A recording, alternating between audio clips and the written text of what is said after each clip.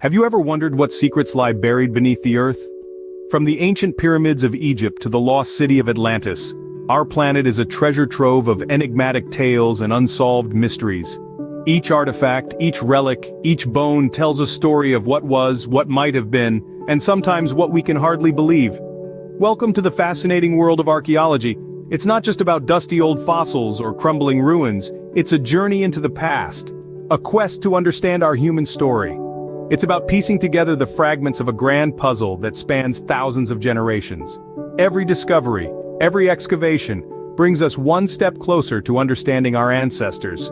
It's a dialogue with the past, a chance to listen to the whispers of time, and sometimes these whispers reveal secrets so astounding they challenge everything we thought we knew. Today we're embarking on a journey through time and unearthing the past's shocking secrets.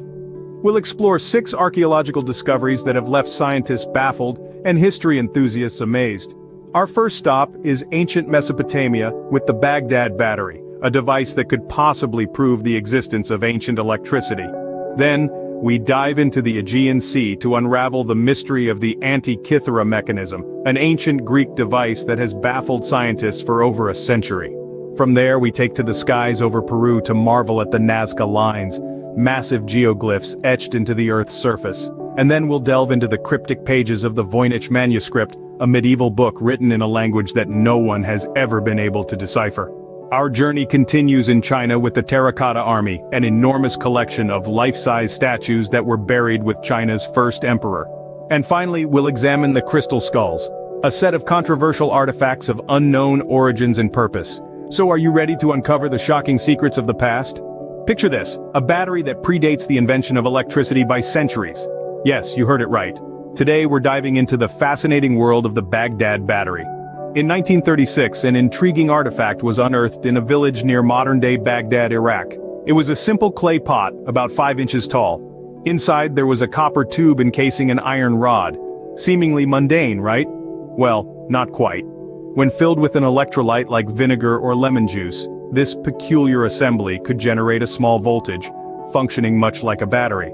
This has led many to speculate that the Baghdad Battery, as it's now known, was used for electroplating or electrotherapy, which would be an astounding feat considering it's believed to date back to the Parthian or Sassanid era, somewhere between 200 BC and 225 AD.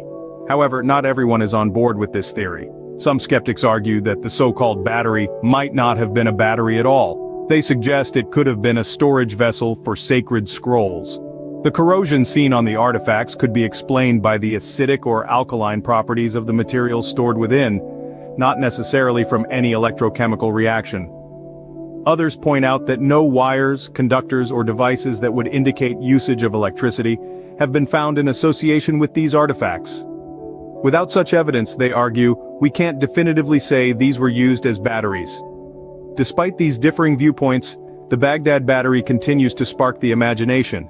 It serves as a reminder of the ingenuity of our ancestors and their ability to create complex tools with limited resources.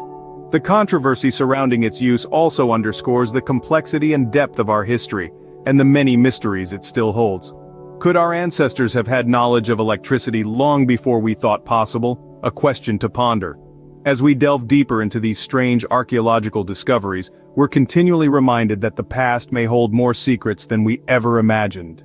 Imagine finding an ancient computer in a shipwreck from the 1st century BC.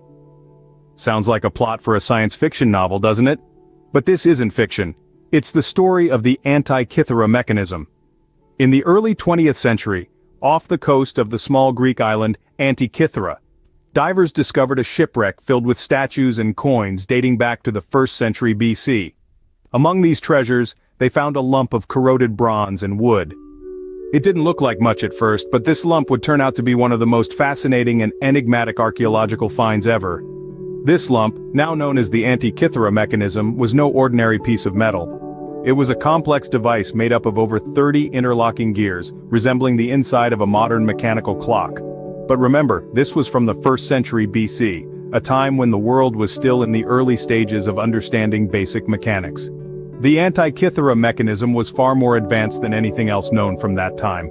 The complexity of its design was such that nothing comparable would appear in Europe until the 14th century, with the development of mechanical astronomical clocks. This mechanism was centuries ahead of its time, but what was it used for? Through decades of study, researchers have come to believe that this device was used to predict celestial events, like eclipses, and track the movements of the sun, moon, and possibly even the planets. It was, in essence, an ancient Greek computer, and a remarkably accurate one at that. Some have even speculated that the mechanism might have been used in astrological predictions or as a sophisticated navigation instrument for long sea voyages. The truth is, we may never know the full extent of the Antikythera mechanism's functions, but what we do know is this. The Antikythera mechanism serves as a stark reminder of the ingenuity of our ancient predecessors. It's a testament to human curiosity and our timeless pursuit of understanding the world around us. This ancient device challenges our understanding of technological advancement in ancient times.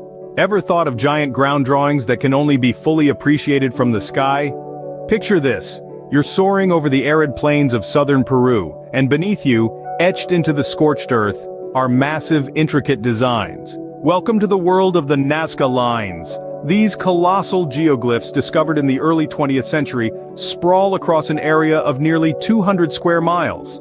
They encompass a myriad of figures including animals such as monkeys, spiders, and hummingbirds, as well as geometric shapes and intricate lines. Some of these are as long as 14 miles, and the largest figure stretches to over 900 feet in length. Incredible, isn't it? But the real mystery of the Nazca Lines isn't just their size, it's how they were created and, more importantly, why. These lines were etched into the ground by the Nazca people, an ancient civilization that thrived in Peru over 1,000 years ago. But they didn't have the technology for flight, so how could they create such accurate and detailed designs that can only be fully appreciated from the sky? And that's where the intrigue deepens. Some theories suggest that the Nazca people created these drawings as offerings to their gods. Others believe that the lines functioned as a sort of astronomical calendar. And then there are those who think that these geoglyphs were ancient messages meant for beings not of this earth. One thing is certain though, the Nazca Lines are a testament to the ingenuity and creativity of our ancestors. They remind us that there is still so much about our past that we don't fully understand, and they challenge us to keep exploring, keep questioning, and keep seeking answers. Could these geoglyphs be ancient messages to the gods or perhaps to beings beyond our planet? Until we unravel the truth, the Nazca Lines will continue to bewilder and fascinate us, a silent enigma etched into the very fabric of our history. A book that no one can read, filled with illustrations of unknown plants and astronomical diagrams.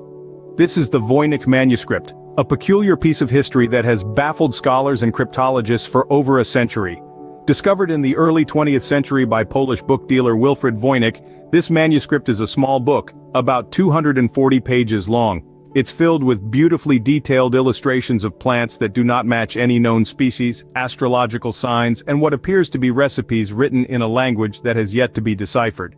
The manuscript's text is written from left to right, and most of the pages have illustrations or diagrams. Some pages are foldable sheets that contain more complex diagrams. The book is made from vellum, or treated animal skin, and based on radiocarbon dating it was likely created in the early 15th century. The language used in the manuscript is what makes it so intriguing. The text consists of over 170,000 glyphs, but despite the efforts of some of the world's best cryptologists and linguists, the Voynich language remains a mystery. It doesn't match any known natural language, and attempts to decipher it have led to more questions than answers. Some theories suggest it could be a lost natural language, an elaborate hoax, or even the work of a madman. Over the years, numerous attempts have been made to decode the Voynich manuscript. Some scholars believe they were close to cracking the code only to find their theories debunked. The manuscript has even been examined by computer algorithms, but so far no definitive interpretation has been found. The Voynich manuscript is a tantalizing enigma, a window into an unknown world that sparks the imagination and challenges our understanding of language and history. Despite a century of study, the manuscript holds on to its secrets, a testament to the complexity of the human mind and the mysteries of the past. The Voynich manuscript remains a tantalizing puzzle for linguists and historians alike. Scene script: an army of thousands sculpted in clay standing guard over a Chinese emperor's tomb. Imagine stumbling upon that. Well, that's exactly what happened in 1974 when local farmers in Xi'an, China, were digging a well and unearthed one of the most significant archaeological finds of the 20th century, the Terracotta Army. This vast underground military formation, a silent battalion frozen in time, is believed to have been created to accompany China's first emperor, Qin Shi Huang, into the afterlife. The Terracotta Army is not just a few statues. We're talking about an estimated 8,000 unique life-sized figures, including soldiers, horses, and even chariots. The level of detail in each figure is simply astounding. No two faces are alike. Each is a distinct individual, a testament to the extraordinary craftsmanship of the artisans of the Qin dynasty. The soldiers are not mere generic figures, they exhibit ranks, from common foot soldiers to high-ranking officers, each intricately detailed with their armor, hairstyles, postures, and expressions. And it's not just the figures themselves that are impressive. The arrangement in which they were found suggests a real battle formation, a tactical layout that mirrors the military strategies of the time. Imagine the skill and manpower it took to create this.